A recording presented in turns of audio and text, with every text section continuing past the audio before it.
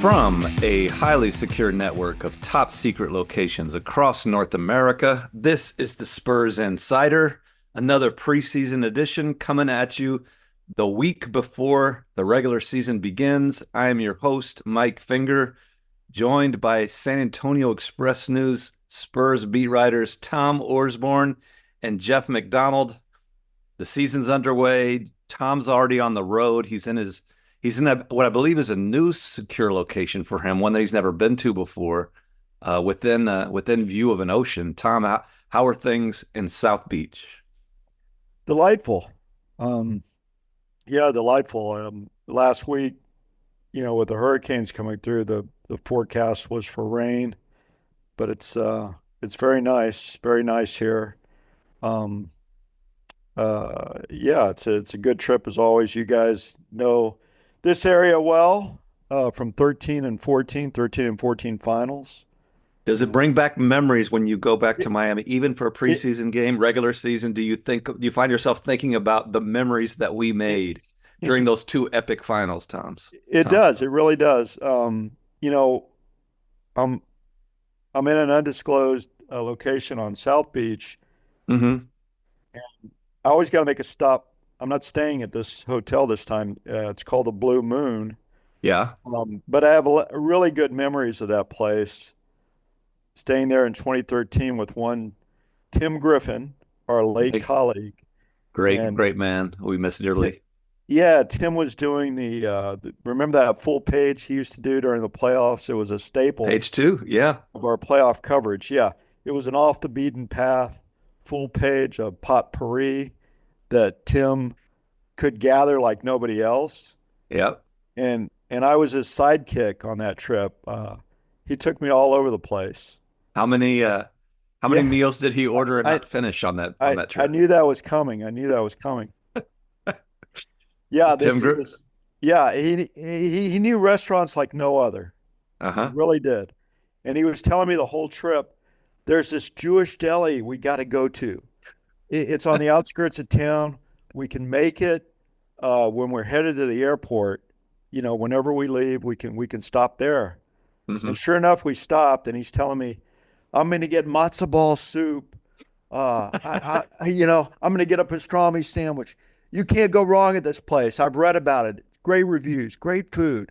Hmm. And of course, he orders all that, takes takes a spoonful of the matzo ball soup, and I think that was it. And and he didn't leave disappointed. That Yeah. one spoonful of matzo ball soup made his day. And of course, I'm eating everything. But that was Well, Tim. He could well, steer hope. you to the best restaurants Yeah. where he would only nibble. I think we should all in our lives be satisfied with one Well, spoonful of really great matzo ball soup. well, That's what I was going to say. That's what we can give the listeners this week. he We're was not an going to give them a incredibly full trim. hour. Yeah. Go ahead. Well, I'm sorry, Mike. He was an incredibly trim guy, and it was because he walked so much. He loved to walk, but he also dined like that. He just Yeah. loved to take people to restaurants, and he wouldn't partake. Well, in the spirit of Tim Griffin, we're not going to give you a whole feast this week. Those of you who joined us on the In Vivo Zoom last Thursday, we really appreciate it. We had some great questions. We did a full hour on video, which you can find on YouTube if you search a little bit. Go to the San Antonio Express News page and look at the In Vivos. I think the title of it is Spurs beat writers discuss the season. It shouldn't be too hard to find, but we have a whole hour where we took your questions last Thursday. It wasn't on the podcast, but sincerely, we appreciate the questions. It was a great event. If you want to look it up, look it up. We're not going to do a whole hour today. We're going to give you a nibble. I actually Uh, went back and watched that. did you really? Yeah, yeah. My How, takeaway is that now I see why we turn off our cameras for this thing. that's a good point. So we have a less detailed show this week. But where do you want to start? Tom is at a preseason game. I'll start with him there because the preseason has included, as of this taping, one Victor Wembanyama game, two Chris Paul games. But guys just basically feeling out where the roster is going to be, where the rotation is going to be. No Devin Vassell games, but progress reports so far in the preseason, Tom. Well, these preseason games, as Pop said after the first one down, four to go. Yeah. But yeah, I mean, there's you can't get a whole lot from them because they've been so disjointed lineup wise. Conventional wisdom says that one of these final two games will be a dress rehearsal for the regular season. But as Zach Collins said, when I asked him about that Saturday night, who knows with coach? Who Yep. knows? But yeah, Wemby, fans are yearning to see more of him, but the Spurs are doing the prudent thing as they always do, especially with him. He had a busy summer, Olympics, yada yada. They're resting him, and fans go nuts over it, but it's the smart thing to do. Pop did Jeff, say on Saturday he expected Wemby will play in the final two preseason games. I suppose that's subject to change, but it seemed to be that was the tentative plan going forward, was to play at Miami and at Houston. So maybe the road fans can look forward to that a little bit. Jeff, we regaled the YouTube Zoom viewers last week on En Vivo with tales of the first Victor Chris Paul game, but we have not discussed it on the Spurs Insider podcast yet. Just the Cliff's Notes version. Cliff's Notes. I see what you did there. That's Chris's twin. Alter The ego. Cliff's Notes version on that first Chris Paul Victor Wembanyama combo night. I mean, as we mentioned on the in vivo thing, the whole world, or at least all the Spurs watching world, has been they've had visions of the first Chris Paul to Victor Wembanyama alley-oop lob pass, like dancing in their head since July when Chris signed here, and we finally got it in that game that against the Magic. It took them like 11 minutes and 42 seconds of the first quarter, like right there towards the end of it, but they finally got it on a little baseline pick and roll. But otherwise, like everything else at this time of year, that connection is still a work in progress. Everything's a work in progress. There were some good moments. There were some out of sync moments, but you certainly saw glimpses of why everyone's so excited to see arguably the best point guard, definitely the best pick and roll point guard of his generation, team up with Victor Wembanyama this season. What have been the reviews on just having that veteran point guard around this preseason? He played another game on Saturday, but how do you feel like he's done in terms of becoming a Spur? All the reviews are good so far, and he's been very vocal of the game he sat out. If you watched the bench, he was very active during timeouts, talking to everybody. All the players you talk to, all the young guys you talk to, said he's just always in your on the court, on the sideline, in the locker room. Hopefully that doesn't wear people out over the course of 82 games. But for right now, everybody is really really excited to have him around. I mean, I know it's a cliche, but it's like having another coach in the locker room, in the huddle, someone that's been through every possible situation that is possible to see in the NBA, now imparting that knowledge, and also on the floor. We know he's here to hoop, and he's not the same player he was at 29, but you can definitely see a difference between the way he runs a pick and roll, the way he runs an offense, and some of the younger guys. Just the passes are pinpoint. I think it was Zach Collins that was telling us the other day, like you run a pick and roll and you don't even see a space where a pass could even possibly be tried, and all of a sudden the ball pops up in your hands, like that sort of thing. So he's going to help them in both ways. He's not going to be the all-star Chris Paul. I think we all know that. He's 39 years old. He's not going to play in 82 games. They'll be lucky if he plays in 60, but those 60 should look a lot more organized and just stable than some of the messier games we saw last year. A case can be made. He's sitting on the bench, and it's always been the same seating arrangement each game. It's Chris Paul sitting right next to the right of Victor, and then next to Victor is Devin. And a case can be made, maybe Victor's getting more out of sitting next to Chris Paul than he would be playing. Because they're as Jeff said, they're talking throughout the game, and it's not just from the eyeballs up in the media seating. It's not, they're not chopping it up, they're not joking around.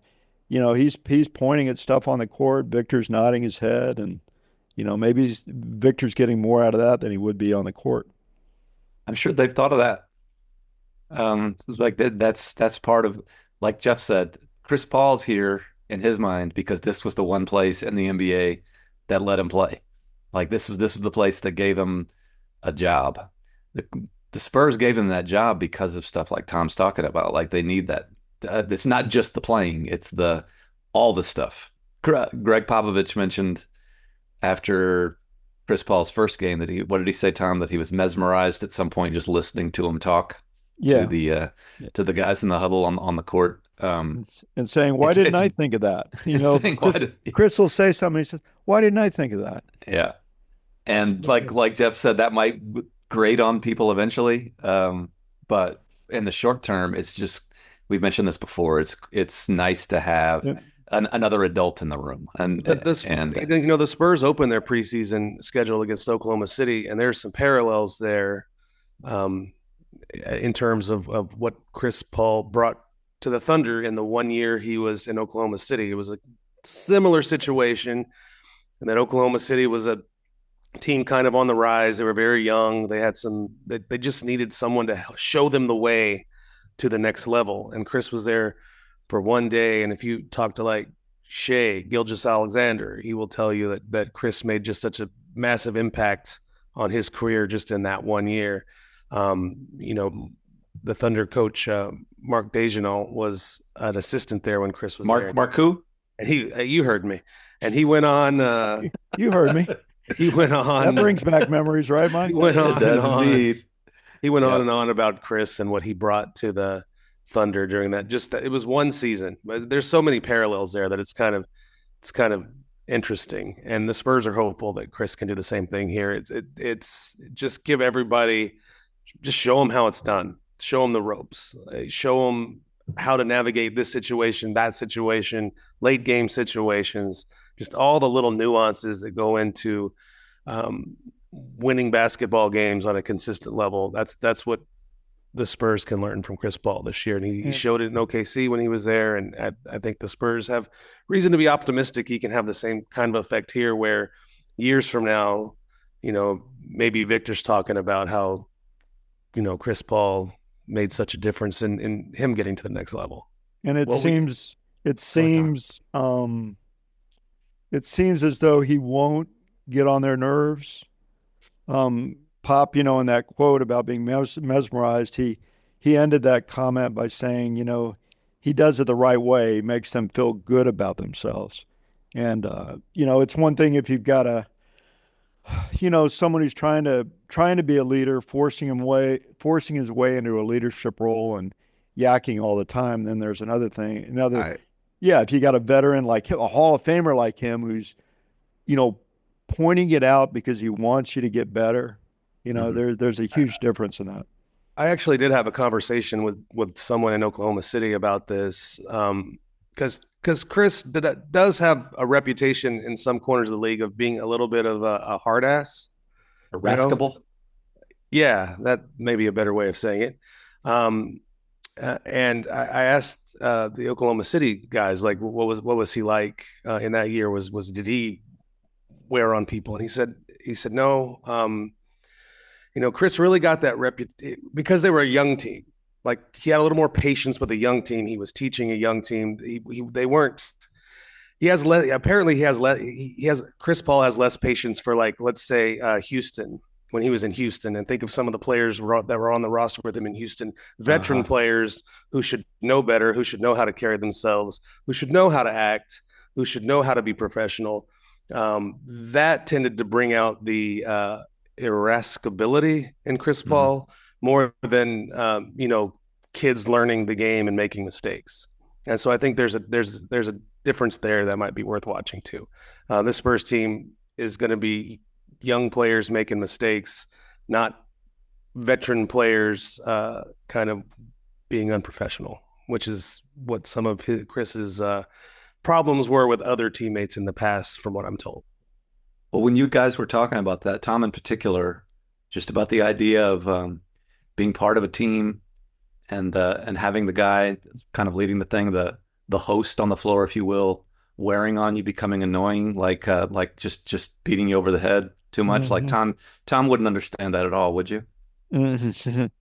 So, where are you going with this? I'm just saying, like to have the point guard of an operation, the host, if you will, Yeah. to have that guy be unlikable, like you wouldn't have any idea what that would be like. Well, I thought you were gonna bring up, and nothing against him, but Avery Johnson, kind of growing Oh, up. no. I was being much more But cute than that. well, um, Because before the show, Tom was talking the, about, I made some innocuous comment to Tom Orsborn about how I was proud of him in some way. And it seemed like your appreciation for that comment was way over the top. It seems like you were less sincere in how much you value my opinion on things. well, that was 20 plus years of grading coming out That's what I mean. that I That's what I you know mean. that I've dealt with, Like lo so, these many years. uh-huh. And But I Chris know Paul's you not want going to to be make me around for better, 20 years. Mike. He's I going to know be you want around to for a make me few better. months. Yeah, I I do kind want of you to look be at better. myself as like Kareem and you're Magic Johnson. You're a Oh, young wow. you're a young guy, but you want good things for the old aging Uh-huh. veteran. Yeah. You don't know Mike Finger at all. Sadly, I do. There's the real authenticity. There we go. We ended the in vivo, just some quick shots predictions. And I wanted to do a show with more of, I guess we're going to do one more before the season starts. But Jeff mentioned the Chris Paul Oklahoma City year. And very different circumstances. Like it was a young team, but a young team that was more ready than this team was. A little bit, yeah. That team, the one year with Chris Paul, finished 44-28 and fifth in the Western Conference. Like that's so that like I think that's What the area were where the year before? the year before they were better. They were 49-33. Oh, really? Yeah. Well, that just blows everything out of the water here. All those Well, theories we just said. Just can we go back and erase all that stuff we just said? well, let me make sure that's right. Right? I don't think that's right. It is right. That can't be right. It is right. But it was another situation where they were where Chris was surrounded by younger guys and like you said, needed to be pushed along. Success in the NBA, progress in the NBA is not linear, as we say all the time. And that it set the stage in the same way that I think the Spurs were hoping this sets the stage. But that's a significant difference in these two situations. Like the Thunder team that Chris Paul joined was not nearly as bad, did not have as far to go as this Spurs team does. What I was getting to though is the predictions that we ended the in vivo with, which I think we were all in the 34, 35, 36 range. Are we still sticking with that? And do we want to explore our reasoning more for that on this show this week? Jeff, what was your number last week? I think I said 36. 36. Let's tell the listeners at home who can read more of your content on expressnews.com, by the way, and in the San Antonio Express News. Explain your reasoning for the 36 projection that you have. I mean, I guess it sounds low to people, but it's a mighty big jump from where they were last year. And Yep. and there are reasons to expect that they will make a jump for sure.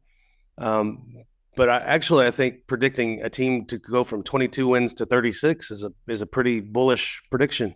That's huge. It's more than, like I said, when I think I said 34. You win 33, that's a 50% improvement. That's huge. And I just am not, like, Tom was right there in the 35, 36 range. I want to get your thoughts on this too. But that is a huge improvement, and it probably does not get you into the play-in situation.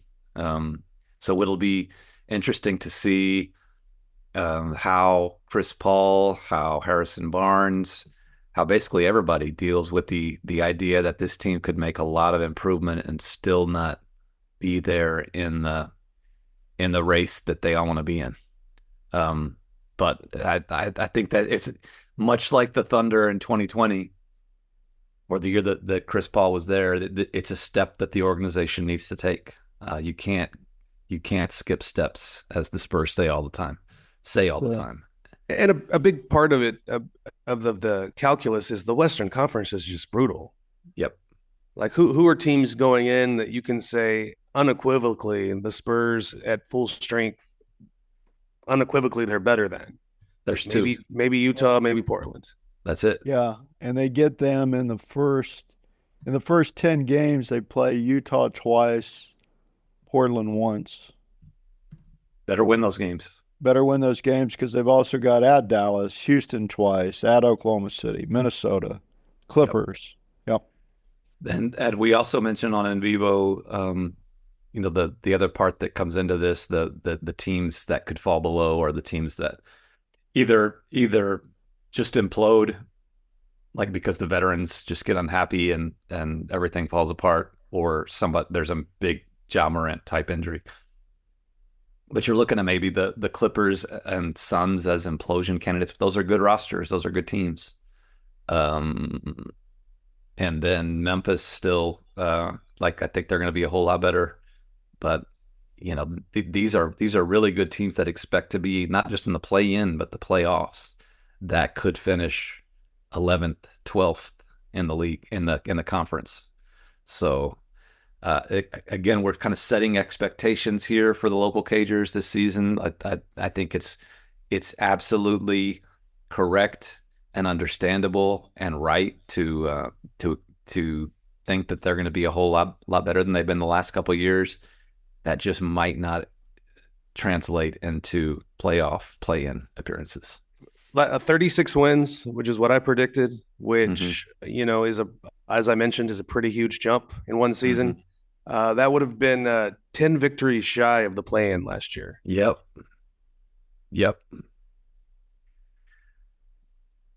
Hate to be a bummer, but they were a long way off from the play-in, and it's going to take a lot to get there. Like Houston went 41-41, and it really wasn't close. Wasn't close to the play-in. I mean, they finished 5 games out of it. Yeah, it's a brutal conference. Yeah, you just had me lose my train of thought, that was mission accomplished. Brutal. Just knocked you off your game there, Mike. They'd have a better shot. They'd have a better shot in the East, as we all know. Like the East is, I'd actually, if the Spurs were an Eastern Conference team, I'd like them for a play-in spot. As 36 wins got you in the play-in in the East last year. It just seems unfair. It's rigged, is what it is. I think they should get rid of the NBA's electoral college. I think it should be one win, one vote. I'm tired of all this DEI for the Eastern Conference teams. That's what let's not go there. Yeah. And they play only one Eastern team in the first 21 games. Well, they better win that one. Who do they have? The Wizards. They play a bad Eastern team at home. At home. Yeah. That they better win that one. You've already got some must-win games on the schedule for your Spurs. Look at you. I mean, yeah. Greg Popovich on the hot seat if he doesn't win some of these games. No, I think there was I hate these. By the way, don't bet. Don't pay any attention to all these ridiculous sports betting advertisements and sites unless they sponsor us. But the odds for the first coach fired this season came out, and I think Greg Popovich was last, as he should be. He's not gonna lose his spot. Oh, what were the odds? Like 1,000,000 to 1, something like that. Then I'm gonna go put $1 on that. Like, what do you have to lose besides $1? And maybe your dignity. Where I was but I don't have to lose. What am I talking about? Where I was planning on going earlier was the brief discussion we had on In Vivo. I keep hyping this because it was a very fun event. Um, about I got off on a Harrison Barnes tangent, and we were talking about the players that are most important to the Spurs on-court success this season. Basically, the point was that he doesn't need to have a great Barnes year as much as the Spurs need big years from, let's say, Devin Vassell and Stefan Castle and guys like that. Of course. Do you guys still think, or I guess I'll throw this out to review that discussion and name the guys who you think have to have big years for the Spurs to make the leap that Jeff was talking about? Well, to go back to that tangent, Mm-hmm. I think you took umbrage, or you're questioning. I wasn't saying he has to. He's one of the most important guys. I'm just saying if they're going to get to the 35, 36 wins, I think they need everyone I think you're probably right. playing pretty well, including Harrison Barnes. He's not the most important guy, but by far. But a good season from him would help them get there. Of course, I I think. think you're probably right. I think that's But fair. In but reviewing that discussion, I think we both could have met in the middle a little more. yeah, I didn't mean to completely dismiss the importance of Harrison Barnes.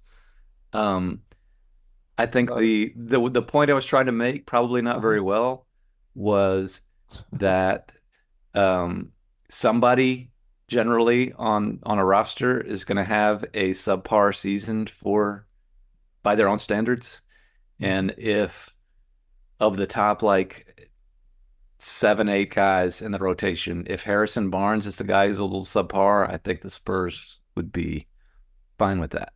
yeah, Is if that assumes that the other yeah, 5, 6 at the top exceed their expectations. I think part of the thing driving this discussion is Harrison Barnes has not looked very good in the Yeah. preseason, and whether that's just veterans tend to take a while to gear it up, and he'll be fine once he gets in the groove of the regular season. I think that's a fair point someone could make, but and it might be an issue of recency bias where all we've seen of him in a Spurs jersey has been not super great looking.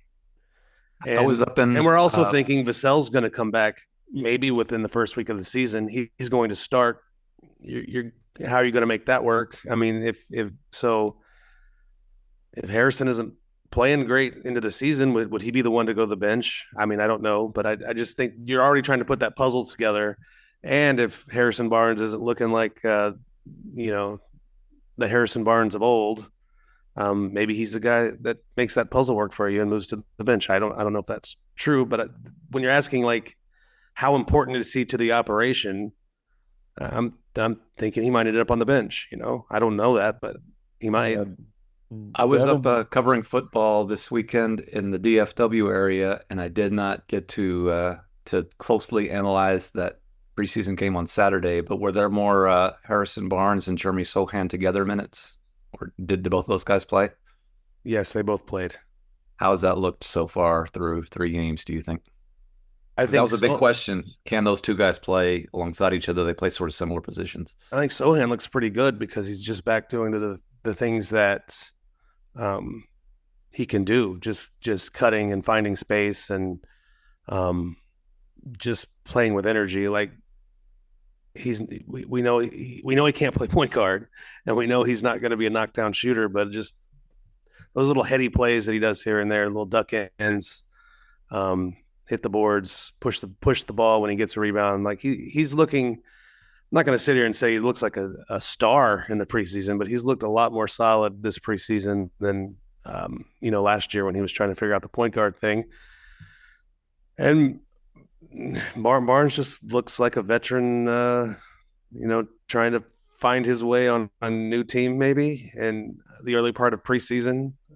It's not unheard of like a 30 guys in their 30s to not have great preseasons in the NBA. Like I don't know that's how they're built. I don't think that's how they build their seasons in terms of the rhythms of their season, like to go pell mell in the preseason. So maybe that's part of it.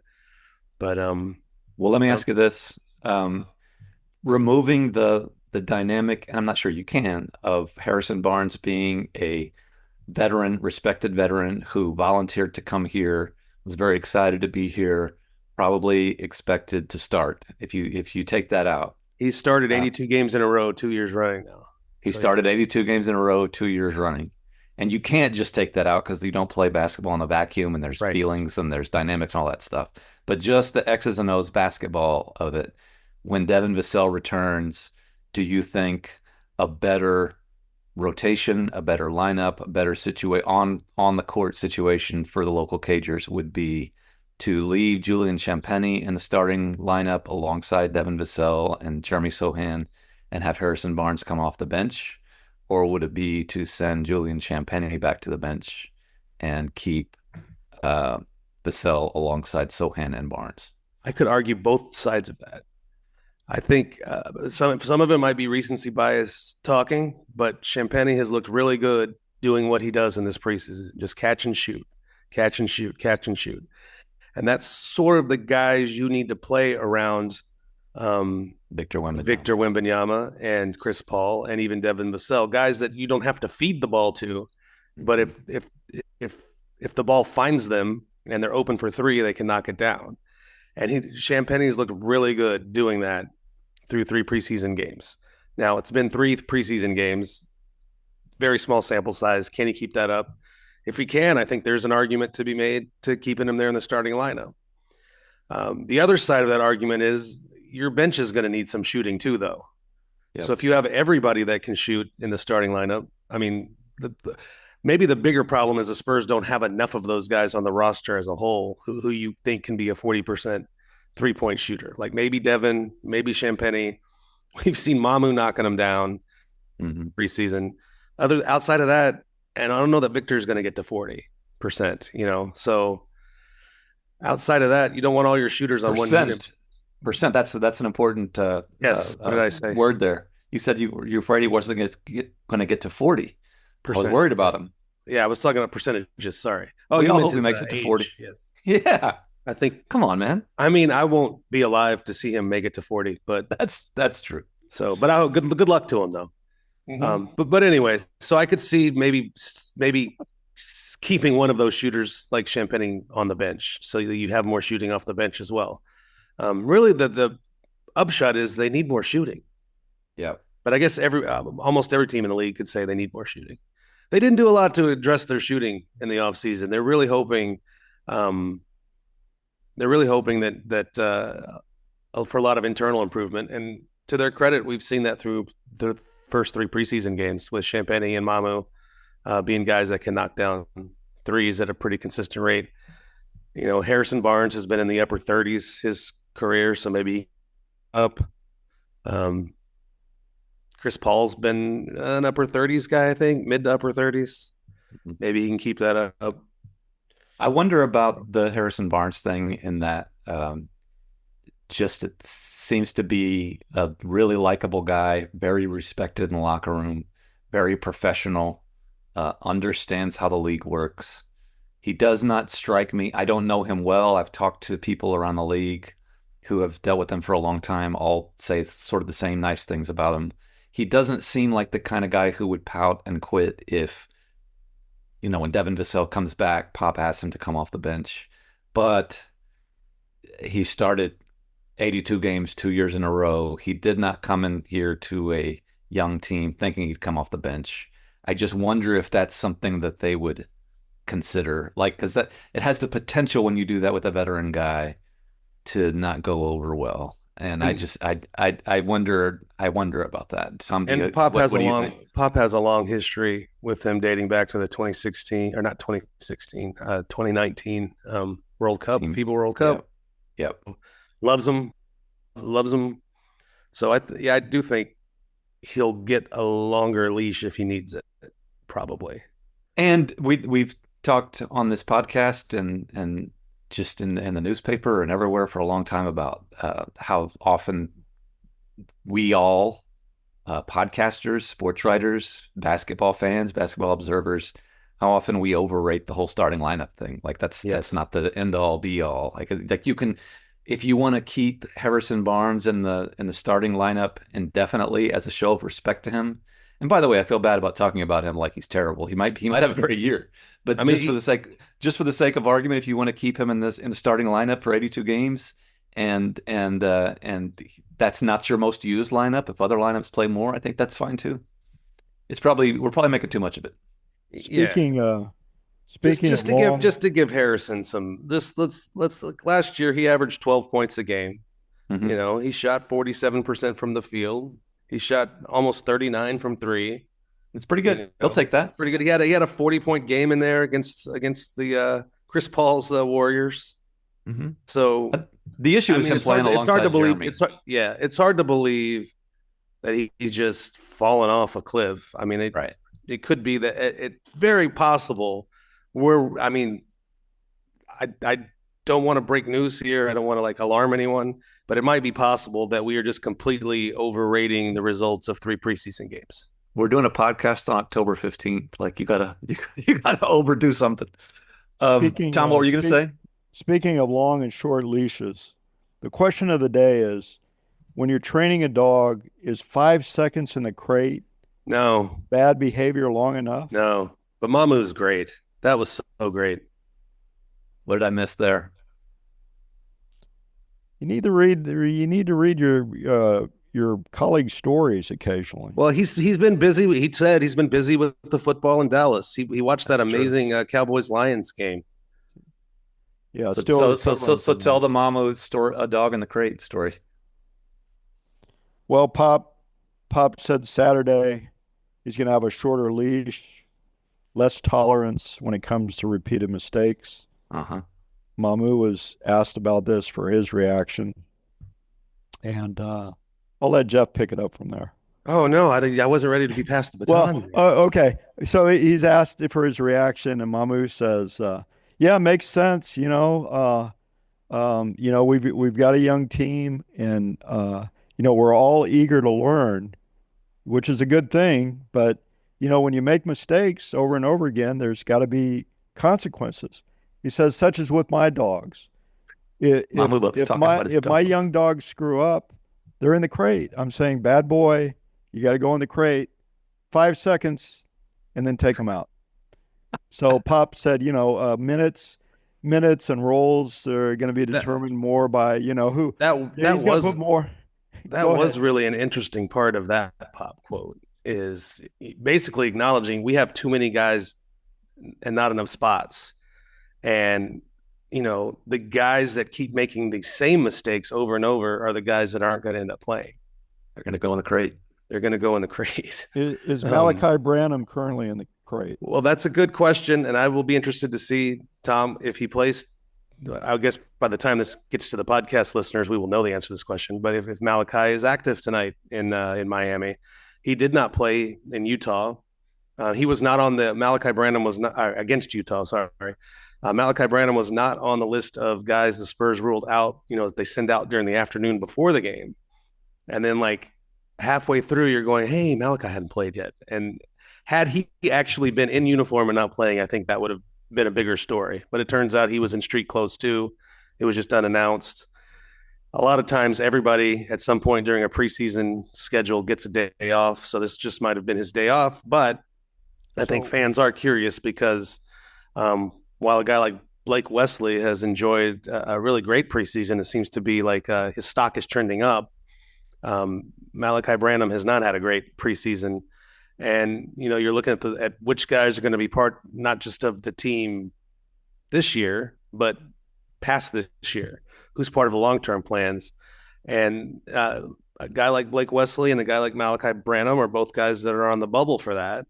And when you see one of them, seizing the opportunity, and the other one in street clothes, in the crate, in the crate, you just it draws attention, and so maybe it could be that Malachi just had his night off, and he will be in uniform tonight and playing, and somebody else will have their night off, but we won't know Blake that. says, who knows? Yeah, you never know. Well, we might have more clarity on that the next time we meet. We need to leave these listeners wanting more. I think that's probably going to be a topic next week where we'll know a little bit more about the deadline decisions on Malachi Branham and Blake Wesley. Are they going to have that fourth year option picked up by the end of this month? Next week we will be just when we meet again, when we convene again at the secure locations, we'll be just, I think, 2 days away from the season opener. So we'll have a whole season to advance. We're back on the weekly schedule here with the Spurs Insider. You can expect us every week in your digital players on YouTube, Spotify, Apple, all of that by Wednesday mornings every week. Going to be a fun one this year. A positive attitude from the troops, even though the point guard is grating on everyone's nerves already here at the secure location. Can't wait to talk to you again next week. Until then, take care of each other and keep it real.